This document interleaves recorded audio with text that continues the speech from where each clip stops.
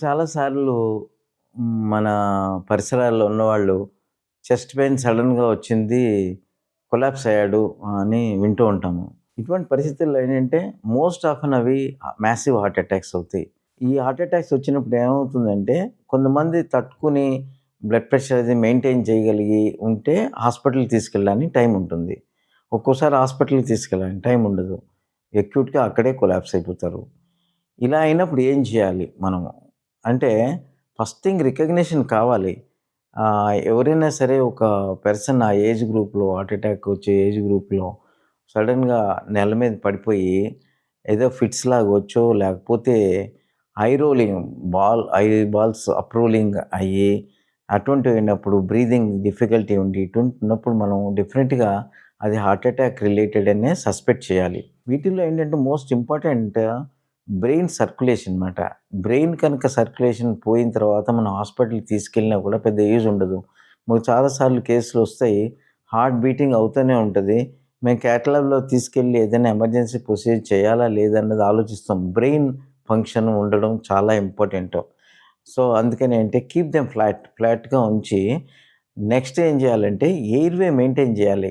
వాళ్ళకేమవుతుందంటే tight caller ఉండడము, neck టై ఉండడము ఇవన్నీ ఉన్నప్పుడు లూజెన్ చేయాలి. లూజెన్ చేసి ఎయిర్ సర్క్యులేషన్ పెరిగేలాగా చుట్టూ చాలామంది జనం ఉండి అలా లేకుండా వెంటిలేషన్ పెంచాలి. తర్వాత మనం కెరోటిడ్ మీద చేయి పెడితే మనకు తెలుస్తుంది. పల్సేషన్ ఉందా లేదా బ్రెయిన్‌కెళ్ళే చాలా ఈజీగా పాల్పేట్ చేయొచ్చు. సో, అటువంటి సిట్యుయేషన్‌లో పల్స్ లేనప్పుడు మీరు టైం వేస్ట్ చేయకుండా సీపీఆర్ ఈ బేసిక్ లైఫ్ సపోర్ట్ సిస్టమ్ చేసేటప్పుడు ఏంటంటే బలంగా 2 చేతులు రిస్ట్‌లు ఒకదాని మీద ఒకటి పెట్టి మనం ఈ చెస్ట్ బోన్ స్టెర్నమ్‌కిను, రొమ్ముకి మధ్యన ఏరియాలో మనం నిమిషానికి 70 సార్లు మినిమమ్ మనం గనక థంబ్ కనుక ఇచ్చి బలంగా ఇస్తే దాని అర్థం ఏంటంటే ఈ హార్ట్ ఫ్రంట్ సైడ్ నుంచి బ్యాక్ ఉన్న సైడ్‌కి స్క్వీజ్ అయ్యి బ్లడ్ బయటికి పంపు చేయగలిగితే నెక్స్ట్ సైకిల్ మళ్ళీ ఫిల్ చేస్తుంది. సో, ఇట్లాగా దీన్ని మనం డయాస్టాలిక్ ఫిల్లింగ్ అంటాం. సిస్టాలిక్ ఎంప్టింగ్ అంటాం. ఈ ప్రాసెస్ మనం గనక మాన్యువల్‌గా చేయగలిగినట్టయితే మళ్ళీ హార్ట్ రీగెయిన్ అవ్వడానికి ఛాన్స్ ఉంటుందన్నమాట. ఈ టైంలో ఏంటంటే లంగ్స్ ఎక్స్‌పాండ్ కావడం కూడా చాలా ఇంపార్టెంట్. అందుకని ఇద్దరు పర్సన్స్ ఉంటే it is very good. But ఒక్కళ్ళే గనక ఉంటే మనం ప్రతి ఫిఫ్త్ బీట్ ఆఫ్ కార్డియాక్ మసాజ్‌కి ఒక్కసారి మౌత్ టు మౌత్ బ్రీతింగ్ ఇవ్వాల్సొస్తది. ఏదో బ్యారియరు కర్చీఫ్ లాంటిది ఏదో పెట్టుకొని మౌత్ టు మౌత్ బ్రీతింగు ఇవ్వడం వలన లైఫ్ సేవ్ చేయగలం అవుతాం.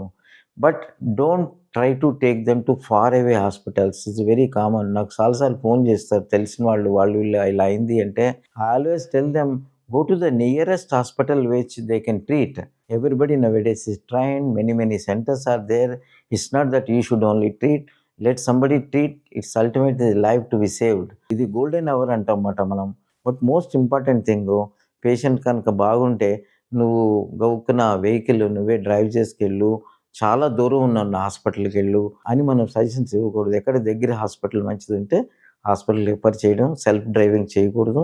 అక్యూట్‌గా వచ్చినప్పుడు మనం aspirin tablet that is one thing we can do. Disprin 325 milligrams chewable tablet పెట్టి మనం వాటర్ తాగించి ప్రిలిమినరీగా చేసి నైట్రేట్స్ లాంటివి ఇటువంటివి చాలామంది మిస్కన్సెప్షన్ నైట్రేట్స్ అనేవి హార్ట్ సర్క్యులేషన్ పెంచుతుంది కాబట్టి సార్బిటేట్ టాబ్లెట్ నాలుక కింద పెడితే heart attack. No.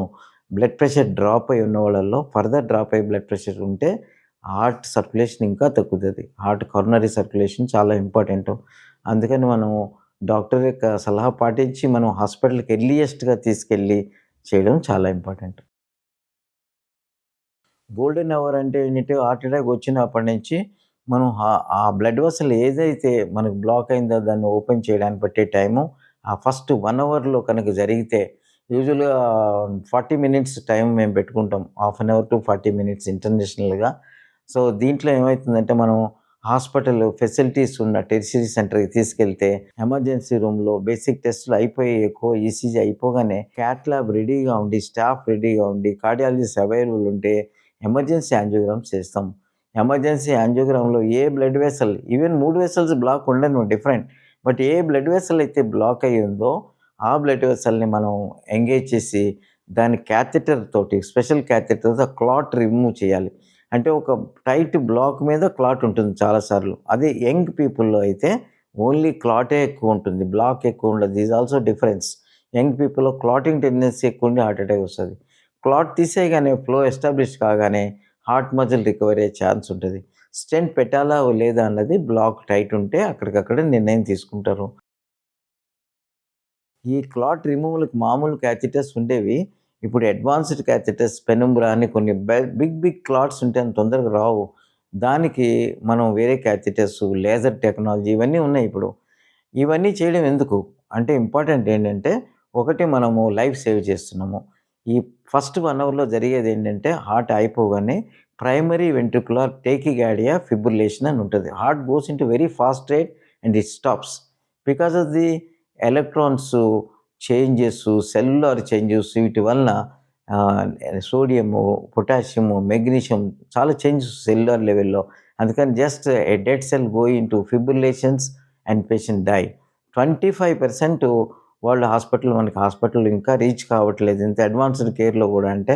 So, even mobile దాంట్లో కూడా మొబైల్ అంబులెన్స్‌లో గూడా థ్రాంబోలైసిస్ ఇచ్చే ఫెసిలిటీస్ ఉన్నాయి ఈ రోజుల్లో. అందుకని టైం వేస్ట్ చేయకూడదు. బట్ థ్రాంబోలైసిస్ కంటే కూడా ఈ ప్రైమరీ యాంజియోప్లాస్టీ అనేది ఫెసిలిటీ కనుక ఉండి పేషెంట్‌కి అందుకనే ఎప్పుడు చెప్తాను. ఎప్పుడు హార్ట్ అటాక్ వచ్చినప్పుడు మనకి రైట్ ప్లేస్‌లో, రైట్ టైంలో, రైట్ డాక్టర్ అంటే వెళ్ళినప్పుడు ఆ కార్డియాలజిస్ట్ ఆ ప్రొసీజర్ చేయగలిగి ఉండాలి. హాస్పిటల్‌లో ఆ సెటప్ ఉండాలి. నీకు ఏ డే టైమో వస్తే అందరూ ఉంటారు. సపోర్ట్ సిస్టమ్ ఉంటది. యాహ్! ఆడ్ టైమ్‌లో వస్తే సపోర్ట్ సిస్టమ్ తక్కువుంటాయి. అందుకని అది మన లక్ యాక్చువల్‌గా. ఈ గోల్డెన్ అవర్‌ని సేవ్ చేసుకోవాలన్నమాట. కొంతమంది ఉత్తి హార్ట్ అటాక్‌తో రారు. కాంప్లికేషన్స్‌తో వస్తారు. లోపల ఒక వాల్వ్ లీక్ అవుతుంది. మైటల్ వాల్వ్ అని. దానికి మనం కార్డియాలజిస్ట్‌గా ఎక్కువ చేసేది కంటే, మనం ఒక్కోసారి బెలూన్ పంప్స్ అని హార్ట్‌కి సపోర్ట్ చేస్తాం ఇటువంటి కేసుల్లో. అండ్ సర్జికల్ ఒపీనియన్ కూడా తీసుకుంటాం. బట్ అక్యూట్ హార్ట్ అటాక్‌లో సర్జికల్ ఒపీనియన్స్, సర్జరీ ఇంటర్వెన్షన్స్ తక్కువుంటాయి. కాంప్లికేషన్ రేట్ ఎక్కువుంటాయని. తర్వాత ఏంటంటే మనకి ఒక్కొక్కసారి హార్ట్ రప్చర్ అవుతది. Not only acute heart attack third day, fourth day particularly diabetic female పేషెంట్స్‌లో ఇది కామను. ఇది మాత్రం చాలా కాటాస్ట్రోఫిక్ కాంప్లికేషన్. Very unfortunate. మేము చూసాం కెరీర్‌లో ఏదో ఫ్యూ పేషెంట్స్ తప్పితే ఎక్కువ సేవ్ చేయలేకపోయాం. ఇటువంటి పేషెంట్స్. మేమే కాదు ఏ cardiologist entire world. Because they hardly give any time to do anything. It ruptures patient dies within seconds, minutes. So, cardiac rupture అనేది రాకూడదు. వస్తే కొంచెం దురదృష్టం అని చెప్పాలి. కొన్ని మైనర్ రప్చర్స్ మాత్రం మనం సర్జికల్ హెల్ప్ తీసుకొని చాలా సార్లు సేవ్ చేసిన సందర్భాలున్నయి. అట్లాగే ఒక్కోసారి పంపింగ్ పడిపోతది. కార్డియాక్ పంప్ పడిపోయడం వల్ల ఆర్గాన్స్ అన్నీ చెడిపోతాయి. ఈ బ్రెయిన్‌ను ప్రొటెక్ట్ చేయడానికి హైపోథెర్మిక్ అని కేసి మనం టెంపరేచర్ తగ్గించి బ్రెయిన్‌ని ప్రొటెక్ట్ చేస్తామన్నమాట. తల దగ్గర పరికరాలు పెట్టి టెంపరేచర్ తగ్గించి అప్పుడు ఆ బ్రెయిన్ డెడ్ అవ్వకుండా ఉంటుందన్నమాట. ఈ టైంలో మన మిగతా ఆర్గాన్స్ పోకుండా కొన్ని డివైసెస్ వాడతాం. ఇవేంటంటే ఇంట్రాయాటిక్ బెలూన్ పంప్ అంటాం. ఇది గ్రాయిన్‌లోంచి ఇన్సర్ట్ చేస్తాం. Simple device. అవైలబుల్ అన్ని హాస్పిటల్‌లో, డిస్ట్రిక్ట్ హాస్పిటల్‌లో కూడా అవైలబిలిటీ ఉంటాయి ఇవి. అది ఎమర్జెన్సీ పర్పస్‌కి పెట్టి మనం లైఫ్ ప్రొలాంగ్ చేయొచ్చు. ప్రొసీజర్ అయ్యేంత వరకు సేవ్ చేయొచ్చు. 1, 2 రోజులు దాంతో సపోర్ట్ చేయొచ్చు కూడా. తర్వాత ఇంపెల్లా అనే డివైస్ ఉంది. ఇప్పుడు ఇండియాలో కూడా వచ్చాయి. మేము కూడా చాలా ఇంపెల్లాలు పెట్టాము. ఈ ఇంపెల్లా అనేది చాలా కార్డియోజెనిక్ షాక్‌లో ఉండి ఇంకా ఏ పరిస్థితుల్లోనూ వాళ్ళు రికవర్ కారు. మనకి వేరే ఆప్షన్స్ లేవన్న కేసుల్లో ఈ ఇంపెల్లా డివైస్ తొడలోంచి మనం ఆ డివైస్ హార్ట్ లోపల ఒక మోటార్ చిన్న మోటార్‌లా ఉంటది.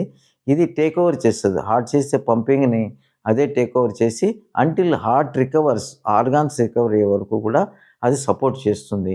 సో, ఇలాగ చాలా అడ్వాన్స్‌డ్ సిస్టమ్స్ ఉన్నప్పుడు ఉపయోగించుకోవాలి. కొంతమంది పేషెంట్స్ ఏంటంటే హార్ట్ అటాక్ రాగానే అక్కడేం కొలాప్స్ కారు. ఆ పెయిన్ వస్తూనే ఉంటది. మనం హాస్పిటల్‌కి తీసుకెళ్ళిన తర్వాత మనం మెడిసిన్స్‌తో స్టెబిలైజ్ చేయలేం గానీ, దీన్ని అన్‌స్టేబుల్ యాంజియోనా అంటారు.